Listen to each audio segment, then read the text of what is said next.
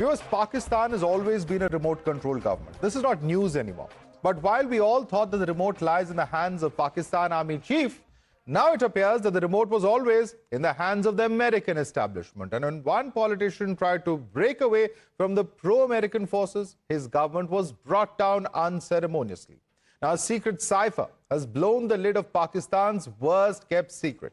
A conversation dated March 2022 between the then Pakistan envoy to US, Asad Majid Khan, and US diplomat Donald Lu. This exposes how America dictated Pakistan to remove Imran Khan from office through a no-confidence vote. Let's tell you what this cipher specifically states. And let's look at what is really mentioned over here. Why is Pak taking a neutral position on Ukraine? This is the question that was posed. If no confidence vote against Imran succeeds, all will be forgiven in the US when it comes to Pakistan. This is what is stated in the cipher, as well as the Russia visit looked at as a decision by Prime Minister Khan. Otherwise, tough going ahead for Pakistan. This is a very, very clear warning that was given as far as this particular meeting is concerned. Now, let's also take a look at what really was the reason for this. America disapproved of Imran's bonhomie with Russia and refused to play its puppet. This was at a time when Joe Biden was the US president and Shehbaz Sharif was in the opposition. What followed was expected from the Lal nation Pakistan. A month after, in April 2022, Imran Khan was ousted through a no-confidence motion backed by Shehbaz Sharif and Asim Munir. This explosive Pakistani cipher not just exposes Pakistan's dirty game, but reveals how low Pakistan can go and sell out its democracy. Here's what it really means. Now, this specifically means that when it says all is forgiven, it implies that Pakistan democracy was put on sale. US meddling in Pakistan, and since that particular means it's an admission by Pakistan's own US envoy. A false narrative on Imran Khan, which clearly shows that Imran was not ousted democratically, but with this kind of diplomatic pressure.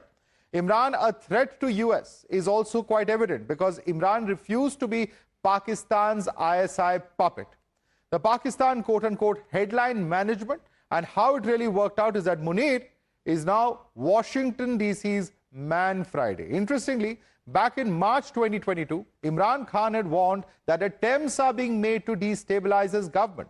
And he had specifically spoken of foreign forces. Back then, while most people dismissed his comments as mere rhetoric, today these same comments appear to have been proven right by the cipher. Listen in to what Imran Khan said 4 years earlier. हमारे मुल्क में बाहर से पैसे की मदद से हुकूमत तब्दील करने की कोशिश की जा रही है। पैसा बाहर से पैसा बाहर से है, लोग हमारे इस्तेमाल हो रहे हैं, ज्यादातर अनजाने में, लेकिन कुछ जानबूझ के ये पैसा इस्तेमाल कर रहे हैं हमारे खिलाफ। Let's introduce our panelists. Major Dhruv Katoch, retired director of India Foundation, is with us. We also have Sushil Pandit, activist, with us. Joining us on the show is Haider Hayat Khan, Pakistan journalist. Also with us is Advocate Jahangir Kalhuro, who's a geopolitical expert. Let me start first and foremost with Advocate Jahangir. Advocate Jahangir, this is Pakistan's worst-kept secret. The fact that not only, of course, were instructions coming in from Washington, D.C., your own ambassador was amongst those who was taking those instructions, transmitting here, and even no confidence vote that outed Imran Khan. आवाज आ रही है मेरी? Can you hear me, Advocate? Advocate Jahangir, can you hear me? All right, when tough questions are asked, often the audio goes blank, but let me put this across to Haider Hayat Khan. Haider Hayat Khan, regimes being changed at the behest of Washington, D.C. What do you have to say about the cipher? Well, thank you very much, Madhav. First of all, it's not confirmed yet that this leaked document is the original cipher or not. But if it's the original document, then it must be the one which Imran Khan Saab took with him when he was expelled from, when he was taken out from the Prime Minister's office after the successful vote of no confidence against him. But having said this, I'm not sure that this is the actual document. Why are you not sure? What makes you doubt it? Nobody has Because raised no questions one about has authenticity. commented. No one who actually saw this cipher has commented on this leaked document. So I'm not sure whether it's the real Has document. anyone come out and said this is fake? But no one has even said that this is true or this is the actual document. I'm sure there would have been a denial, sir, if such a sensitive government document was fake. The first thing that would have been done is somebody would have come out and denied it.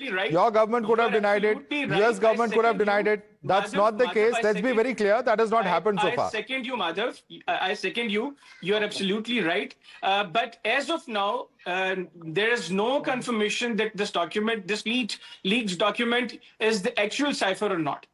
But yes, on the part of the government, there should be a denial. Do you think the ambassador in this case, Ambassador Majid Khan, would have come out and denied it if this was a fake document with his name to it that was being put out? Asim Asad Majid, or anyone from the cabinet of Imran Khan Sahab. Let me bring in Sushil Pandit on that now. Sushil Pandit, is this a document where, you know, so much of the veracity, the fact that nobody has confirmed it is true, that is of more importance than the fact that nobody said it's a fake document? Fake news can be, you know, busted in 10 seconds today on social media if someone really wants to. Yes, Madhav. The fact that this document is not fake is based on the incontrovertible evidence that court has convicted Imran Khan for leaking an official secret. Now, the conviction would not have carried if this leak wasn't acknowledged and proved in the court. And if the leaked document has brought conviction on the former Prime Minister and also the Foreign Minister, Shah Mahmood Qureshi, then obviously it is a genuine document. Nobody gets convicted for leaking a fake document because that is not a leak at all. So it begs a logic. If Pakistani courts have convicted a prime minister and a foreign minister for leaking secret document, obviously that document must have been a genuine document and therefore it is a genuine leak and therefore it is a crime. QED. I don't know why there is so much prevarication. The question should be asked, is Pakistan's pretension of being a democracy still on? Can it be carried on for too long? Or the client-state relationship between US and Pakistan has been forever established, beyond any doubt. Now, that is the point that it should be worried about. Not beat around the bush on a document whose veracity doesn't need any proving anymore, period. Okay. Absolutely. Let me bring in Advocate Jahangir. I hope you can hear me now, Advocate Jahangir. And the question I'm asking, I'm just simply quoting from what the cipher says. This is a simple quote. Just listen to it for 30 seconds. According to the cipher, this is what Donald Lu has allegedly said. He says that, I think if the no confidence vote against the Prime Minister succeeds, all will be forgotten in Washington because the Russia visit is being looked at as a decision by the Prime Minister. Otherwise, I think it will be tough going ahead. What is happening over here is that there's clear dictation coming in from another country about the domestic politics of a third country. What is happening here?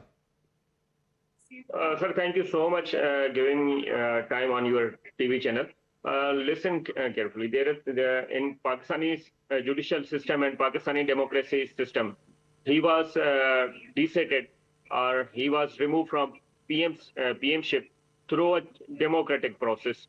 And if he or his party has any kind of grievance against America, then why his son's approach to the America for retention?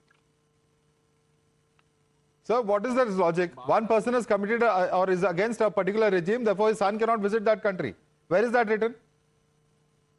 And you tell me, why are you then taking dictation from Washington, D.C.?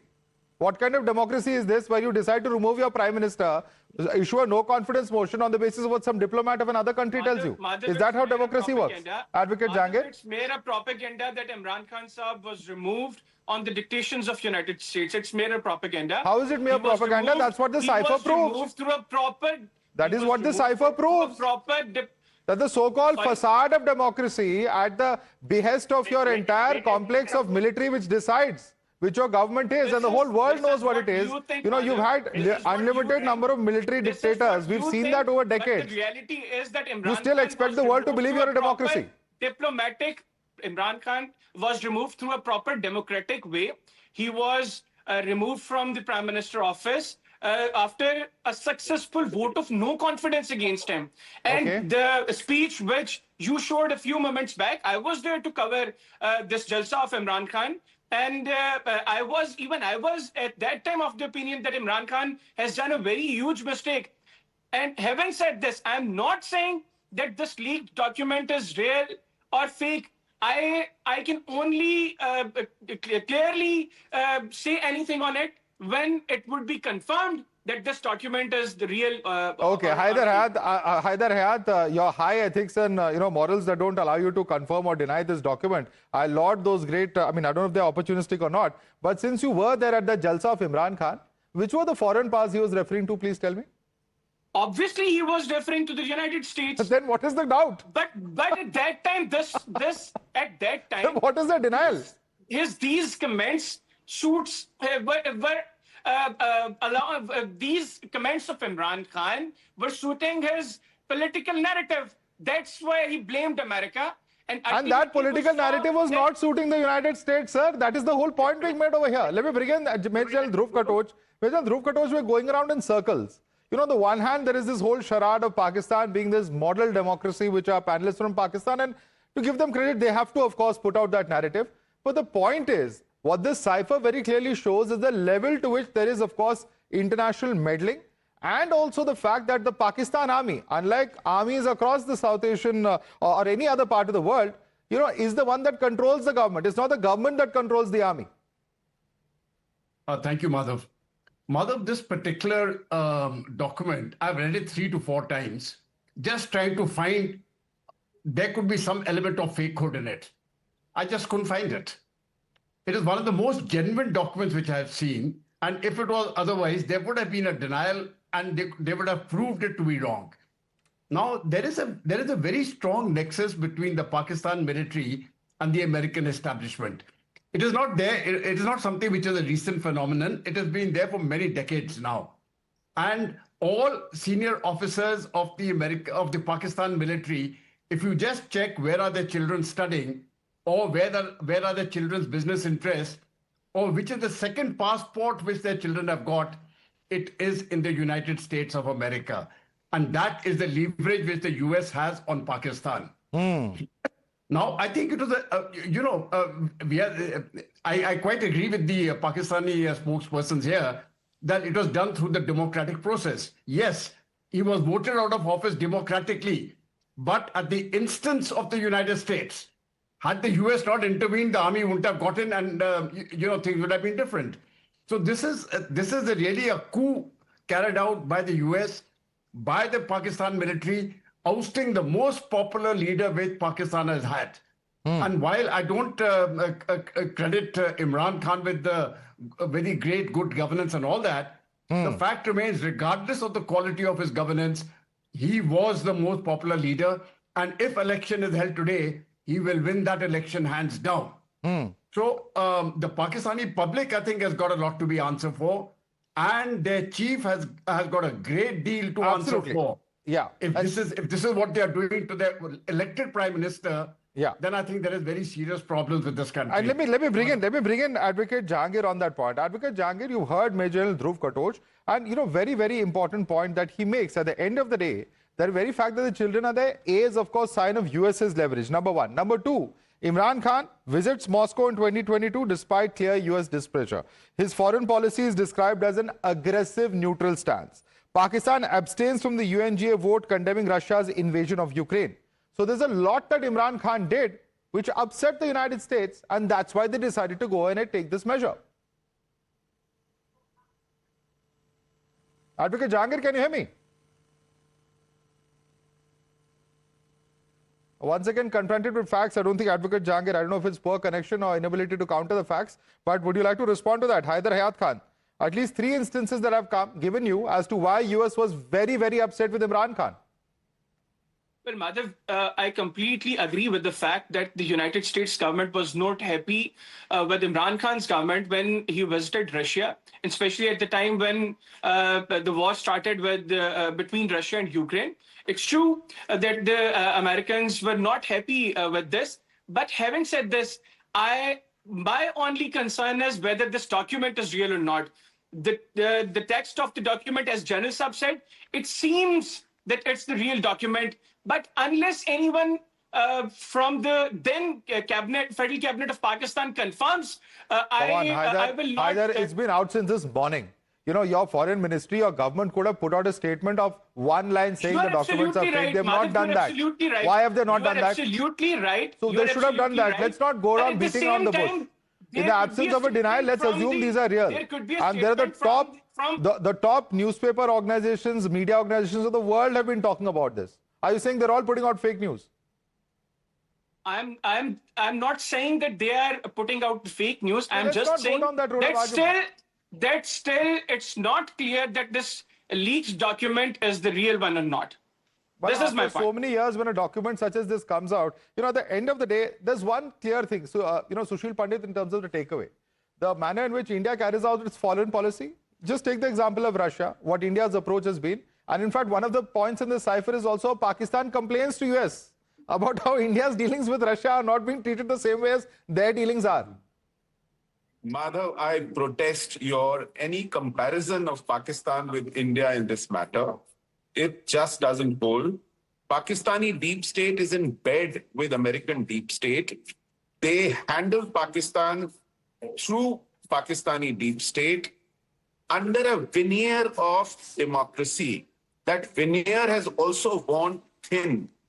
So everything that happened in Pakistan, including Imran Khan's election to the office, that was managed and manipulated by the Pakistani establishment by marshalling support for him. He was as democratically deposed as he was elected. Everyone called it a selection of prime minister, not the election. So the democracy in Pakistan works on the diktats of Rawalpindi, which itself works on the diktats of American deep state, Langley. So this is clear.